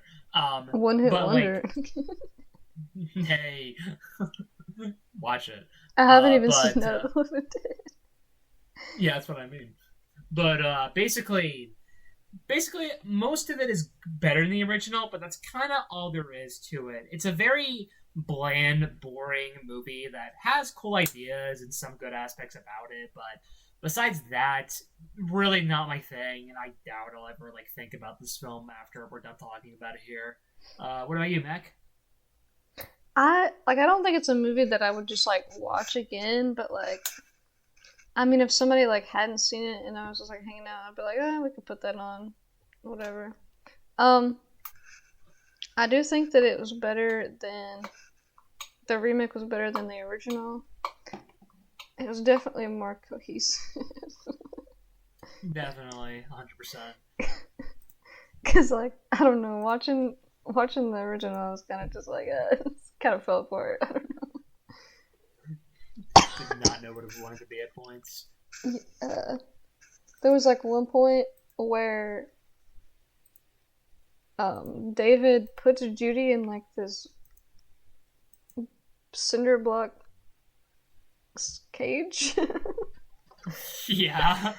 And then like they immediately find her because like, what's this cinder block square doing out here?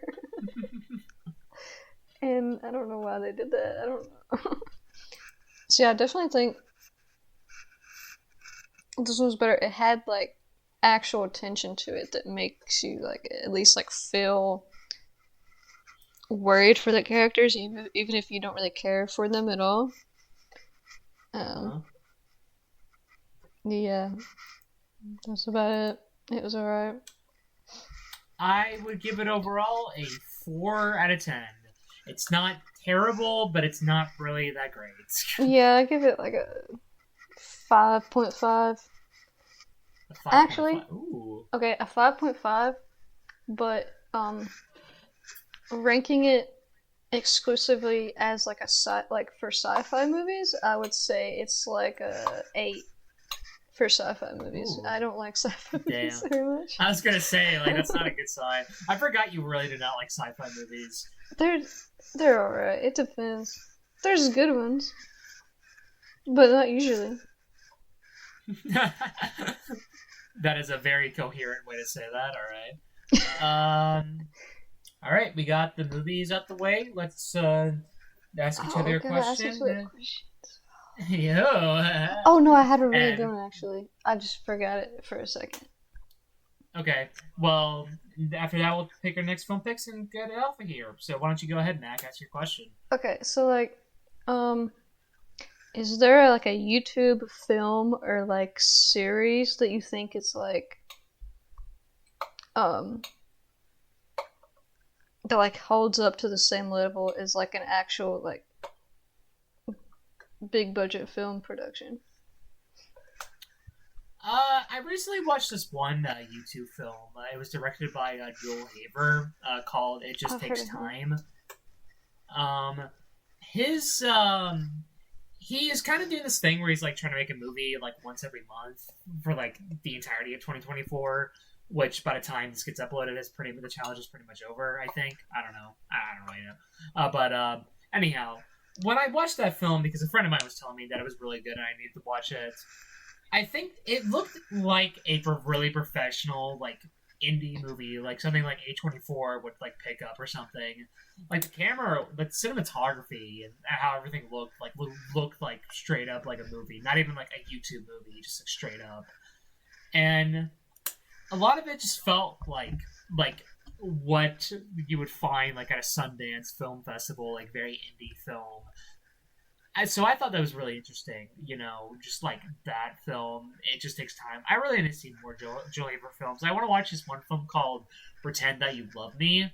But yeah, that'd probably be my answer. Well, It you just don't takes want to time. watch The Diarrhea Brothers Save the Day? I'm seeing that Is on his that your channel. answer? No, I just saw that. I was looking at his channel. That's one of his feature length films. Let's go. Did What this about guy you? make like this guy make like shorts? He doesn't have any shorts on his channel, but I swear I've heard of this guy before. Okay. Yeah, that's cool stuff. Um, for me, I have like two picks, okay? But they're both series. I'd say Sugar Pine 7 with like Steven Subdick and a lot of the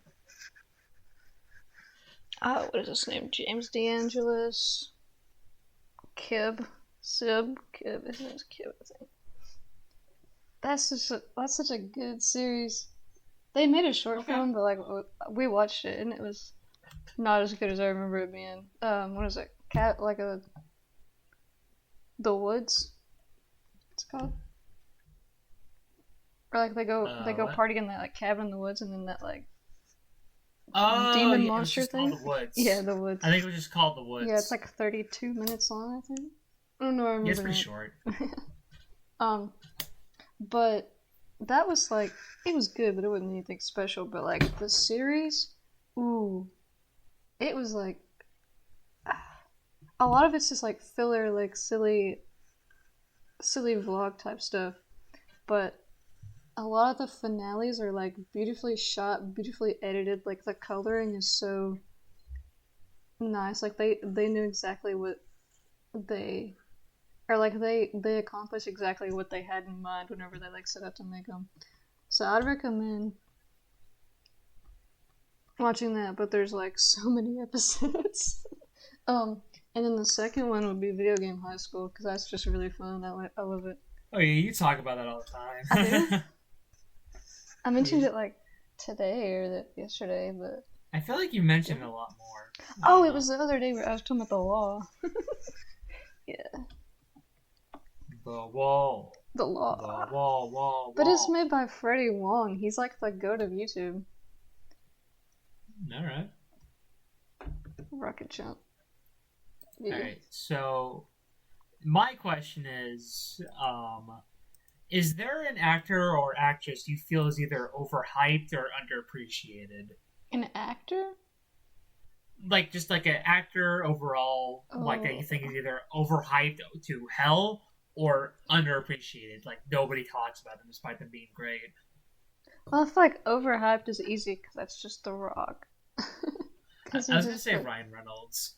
Yeah, that too. Which is funny because they both starred in a movie with Gal Gadot, who does not act at all. Yeah. Also, like, I don't know, straight guys don't really have a good taste in men. Because they just pick him, and he's like, he's like, Ryan Reynolds, good looking, but like, he's nothing special. I don't get why everyone calls Ryan Reynolds the exception. Like, he looks Ryan fine, Gosling but he's...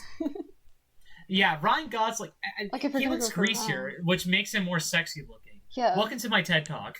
But, like, I don't know. I feel like Ryan Reynolds, like, you could dip him in milk or something. Dip him in milk? That's what he looks like. He's, like, so... Just like a huge bucket of milk, you just, like, dip him in there. Like, he's like, too... I think he's, like, a little too perfect looking that he's like not. I get that, yeah. Who's like a really good actor? One of my favorite underrated actors is an actress named Parker Posey. She was in some stuff that people are aware of. She played Dewey's girlfriend in Scream 3. That's probably one of her more well-known film roles. I honestly think, like, despite I've only seen, like, a couple films from her, I think she's such an underrated actress that nobody talks about at all. Like, she's honestly just a great comedic actress, so, like to hell, and, like, even when I'm watching a bad film from her, she's far from the bad thing about it. So, in terms of, like, underrated actors, she's probably one of my picks, like Parker Posey. I would really recommend the film Best in Show. It's a really, it's not like a laugh out loud comedy, but it's pretty funny. It's pretty funny, yeah. Yeah, okay. Is there an underrated actor or actress? I'm looking, hold on.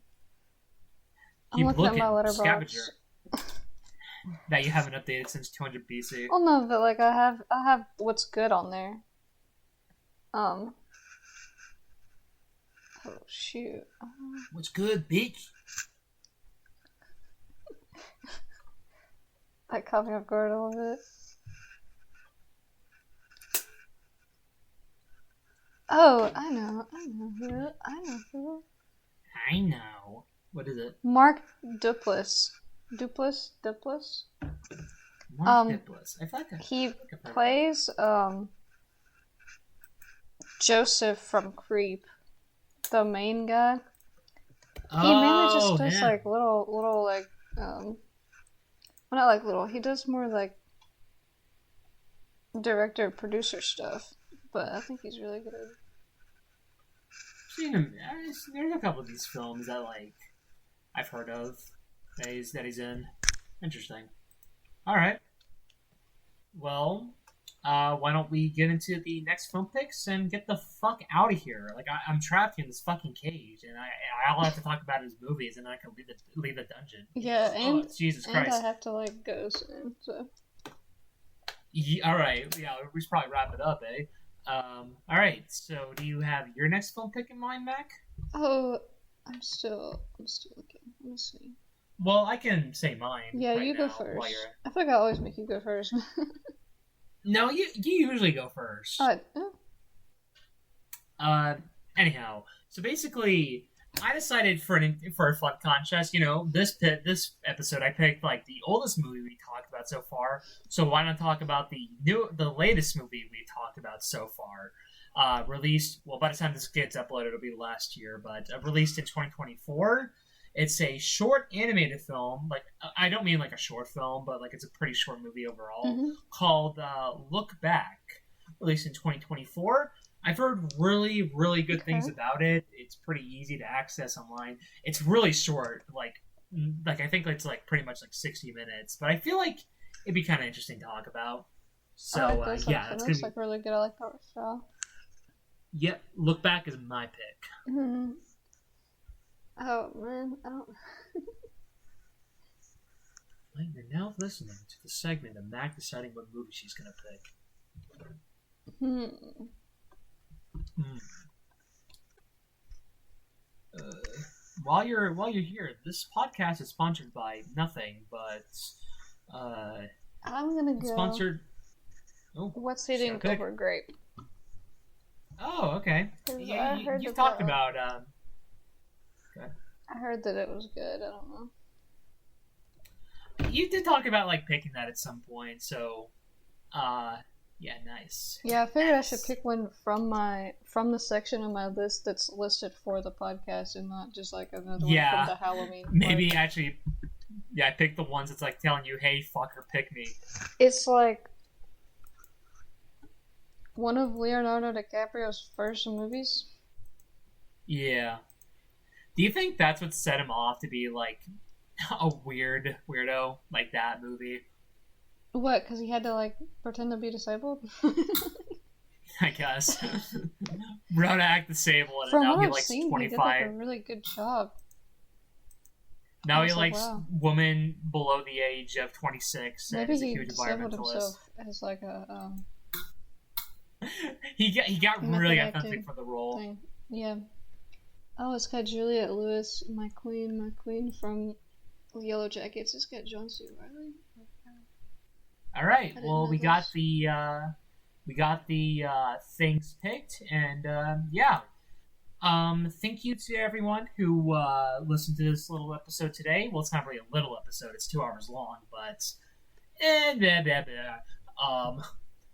blah. Thank you again for listening to this. If you're watched it all the way through, and we hope to see you again whenever this gets uploaded. Yeah. You have anything you'd like to say, Mac?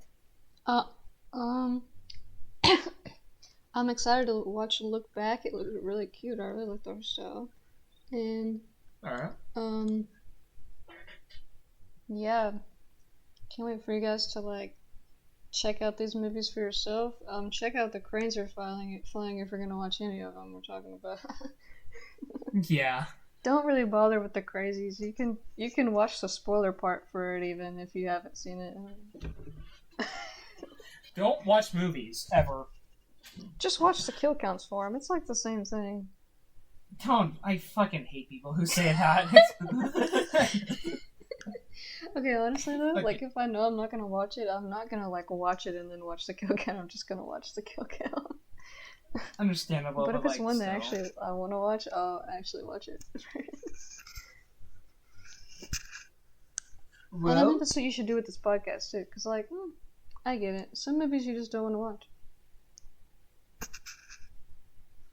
that's because they're gay. Okay, says you. What do you call me, queer, huh? We should probably end this I ain't before calling hate you- crime happens. Yeah, I ain't calling you straight. What kind of fucking line is that? It's just alright. Sorry, I was thinking about that. You calling me a liar? I ain't calling you a truther from Drake and Josh. See you guys later. Bye bye. Bye bye. Bye. Happy Bye. Merry Christmas. Oh no. Happy Hanukkah. Oh no.